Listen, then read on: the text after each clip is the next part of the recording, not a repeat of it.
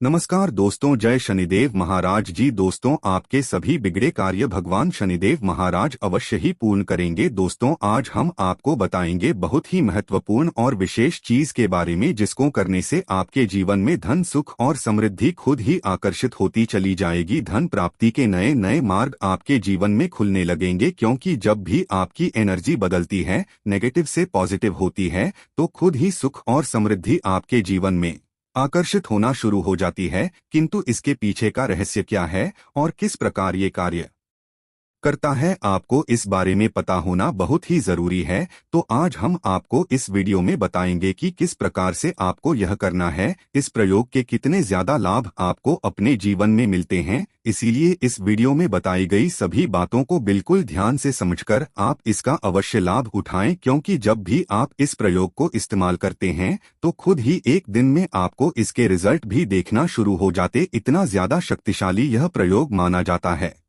दोस्तों, शनिवार का दिन बहुत ही विशेष होता है, क्योंकि इस दिन टोने टोटके भी किए जाते हैं और उनसे छुटकारा पाने के उपाय भी किए जाते हैं। तो इस दिन आप कैसे सुरक्षित रहे और जब भी आप कुछ करें अपने अच्छे के लिए करें, तो चलिए इस बारे में जानते हैं। सबसे पहली बात, जब शनिदेव की पीड़ा ये परेशान करती है तो चारों तरफ से परेशानियां आती है, एक के पश्चात एक आप उलझते चले जाते हैं। और जब शनि देव अपना रंग दिखाते हैं, रंग रूप क्या होता है, पारिवारिक जीवन में मतभेद, माता पिता के स्वास्थ्य पर कष्ट और आपका करियर रोजगार एकदम से खत्म हो जाता है, तो है दंड। अधिकारी का दंड देने का तरीका। दोस्तों, कैसे इससे बाहर निकले, कैसे उनको मनाए। दोस्तों, एक बात सदैव याद रखें, घर के मुख्य दरवाजे पर आपको गंगाजल रोज डालना है। गंगाजल नहीं है तो तांबे के किसी पात्र में या मिट्टी के किसी बर्तन में रात में ही जल भरकर रख लें। सुबह सुबह उठकर 2-4 बूंद अपने मुख्य दरवाजे पर हल्का सा डाल दें। किंतु शनिवार के दिन क्या करना है,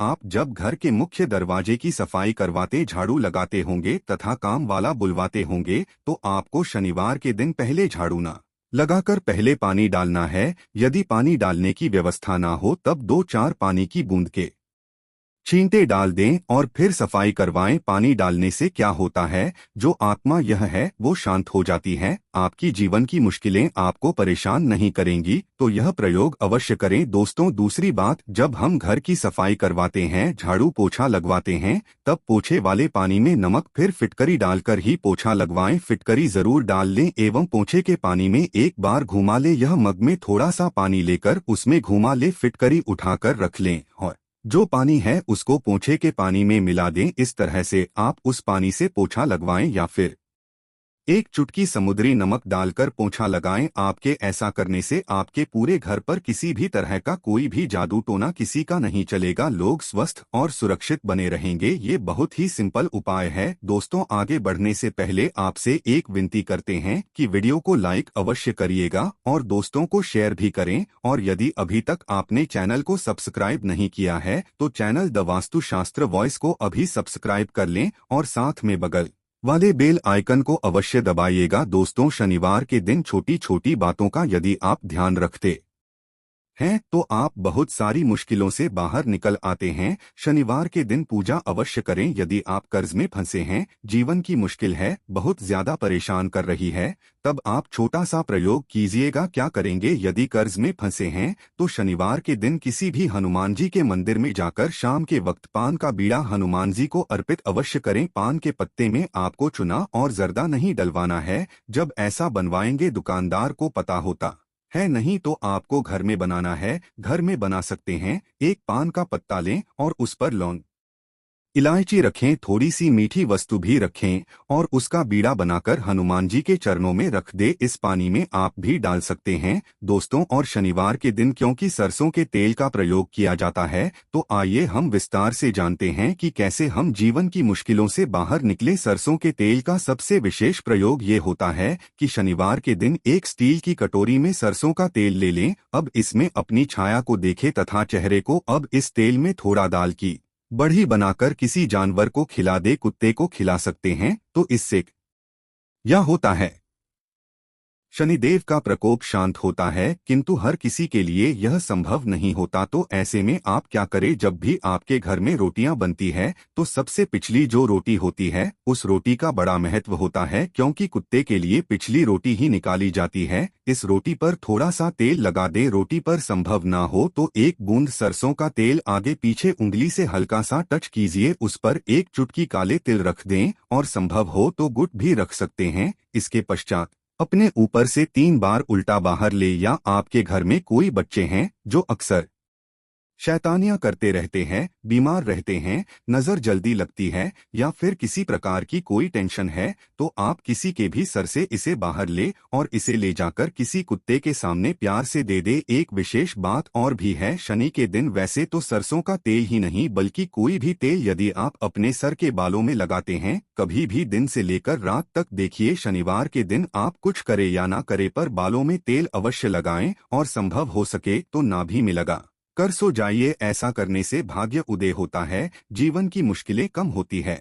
और आपने सुना होगा कि नाभि में तेल लगाने से होंठ भी नहीं फटते और आपका स्वास्थ्य भी अच्छा होता है, क्योंकि नाभि पूरे शरीर केंद्र बिंदु है। इसीलिए कहा जाता है कि नाभि को छेड़ो मत। नाभि में थोड़ा सा सरसों का तेल या कोई भी तेल लगा लें और थोड़ा सा तेल अपने सर पर, और आपके घर में जितने भी लोग हैं वे सभी हल्का सा तेल सर में लगाकर ही सोएं दोस्त। और शनिवार के दिन शनिदेव की पूजा होती है। इनसे जुड़ी एक कथा भी है कि शनिदेव को जब रावण ने लंका में अपने पैरों के नीचे रखा था तब हनुमान जी महाराज ने उनको वहां से बंधन से मुक्त कराया था। तब शनिदेव महाराज ने हनुमान जी महाराज को वरदान दिया था कि जो भी मेरी पूजा करने के पश्चात आपकी पूजा करेगा उन भक्तों पर हम कभी भी अपनी कुर्सी दृष्टि नहीं डालेंगे। इसीलिए शनिवार के दिन जब आप शनिदेव की आराधना करते हैं तब उसके पश्चात हनुमान जी की आराधना अवश्य करें तथा हनुमान जी के दर्शन अवश्य करें। इससे शनिदेव आप पर कभी भी क्रोधित नहीं होंगे। दोस्तों कैसे करें पूजा, बहुत ही सिंपल है।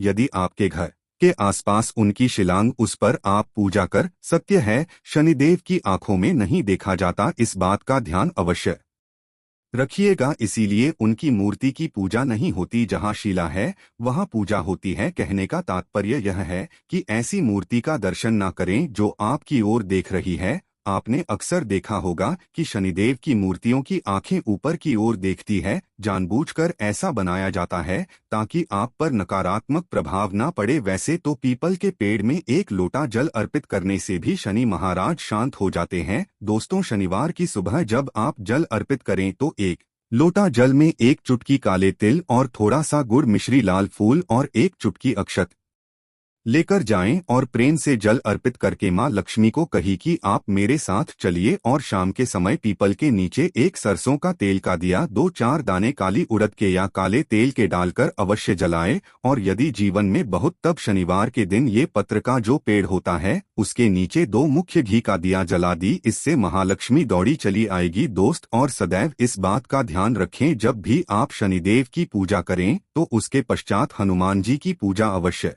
करें, नहीं तो आपकी पूजा अधूरी मानी जाती है।